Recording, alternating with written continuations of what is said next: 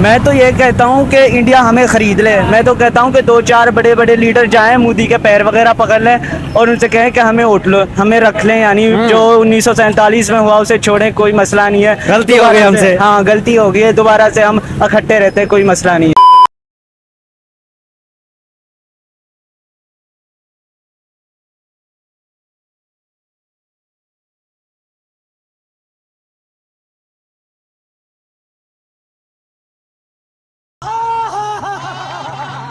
नमस्कार दोस्तों, क्या हाल है। होप करता हूँ कि आप ठीक होंगे और स्वागत करता हूँ आपका भारत फर्स्ट में।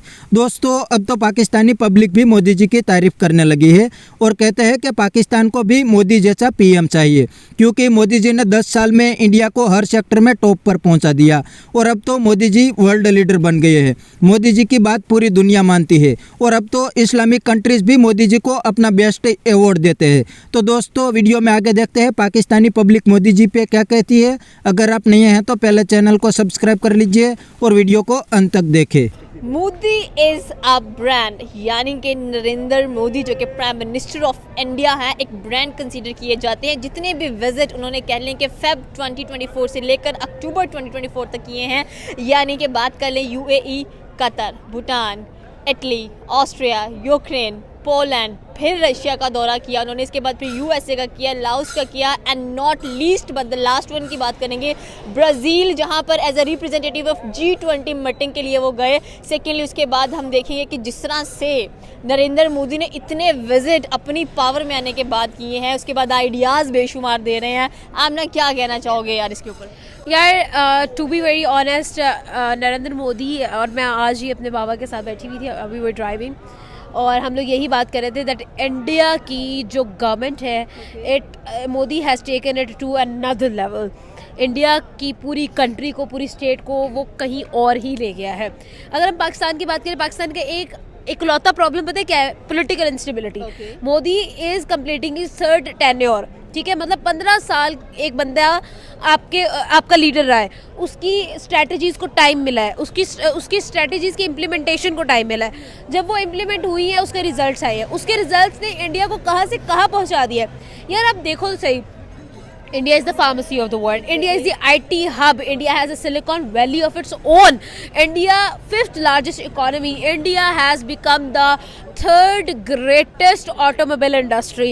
India मतलब आप किस फील्ड में जा रहे हैं? इसरो, उनकी space organisation, it is actually contributing, it is actually collaborating with NASA, ठीक है। आप और कौन सी फील्ड है, आप कोई भी फील्ड का नाम लोगे ना, आपको इंडिया उसमें टॉप नज़र आएगा। आप एजुकेशन, उनका literacy rate amazing, it's astonishing. मतलब आप सोचो तो सही कि किस तरह से India has evolve from a country which is developing into a country which is among the leading economies of the world. 5वीं इकोनॉमी बन चुका है। इट इज़ $3.89 ट्रिलियन, ठीक है, and it is going to be $4 trillion, और इससे क्या होगा 4.04 trillion which is Japan economy by 2027। मतलब 2 साल के अंदर, ये दिसंबर चल रहा है, ठीक है, तो 2 साल के अंदर what will happen, they will beat Japan economy, मतलब 4th लार्जेस्ट इकोनॉमी बन जाएंगे। Can you even imagine? आप कभी सोच भी सकते हैं कि हम 4थी बड़ी इकोनॉमी कब बनेंगे? हम लोग सोच भी नहीं सकते जहाँ तक वो पहुँच चुके हैं। तो क्यों नहीं हम सोच पा रहे सही कि हम भी कभी बड़ी से बड़ी इकोनॉमी की तरफ मूव हो सकते हैं, हम भी कभी बड़े से बड़े कह लें कि बिजनेस डेवलपमेंट आइडियाज़ की तरफ मूव कर सकते हैं। हमारे प्राइम मिनिस्टर इतने फोर साइटेड या फ्यूचरिस्टिक नज़र आते हैं। देखिए, हमने ने बड़ी ज़बरदस्त बात की है कि मोदी उनको किसी और लेवल पे ले गया, किसी और जगह पे वो चांद पे पहुंच गए हैं, चंद्रयान उस बंदे ने पहुंचा दिया है। तो यार उसने सबसे पहले जो है ना बेस को सबसे पहले बेहतर किया है। उसने इस चीज़ को नहीं छेड़ा हिंदू मुस्लिम क्रिश्चियन ये वो नहीं, उनकी कोई भी सेक्टर है, चाहे IT है चाहे क्रिकेट है, उसमें हिंदू हैं तो मुस्लिम भी हैं, साथ क्रिश्चियंस भी हैं। वो क्या कहते हैं, ह्यूमैनिटी को लेके चला है। उसने टारगेट को, रिलीजन्स को टारगेट नहीं किया। और उसके बाद आप देखें कि जिस तरीके से भाई वो बाहर की कंट्रीज़ में जाके इंडिया को रिप्रेजेंट करता है, वहाँ के जो हमेशा उसे रेड कॉर्पेट पे इस्तकबाल मिलता है, जहाँ वो चले जाए, चाहे जहाँ पर भी आई थिंक सो कि नरेंद्र मोदी विजिट करते हैं ना, वहाँ पर स्पेशली उनके कल्चर को बड़ा रिप्रेजेंट किया जाता है, उनको वैसे ही वेलकम दिया जाता है जैसे इंडियन कल्चर में। आई रिमेंबर इनका लास्ट विजिट था आई थिंक ब्राज़ील में या गुयाना में, और वहाँ पर उनको कड़ी सर्व की गई, उनको खाने सर्व किए गए, देसी खाने।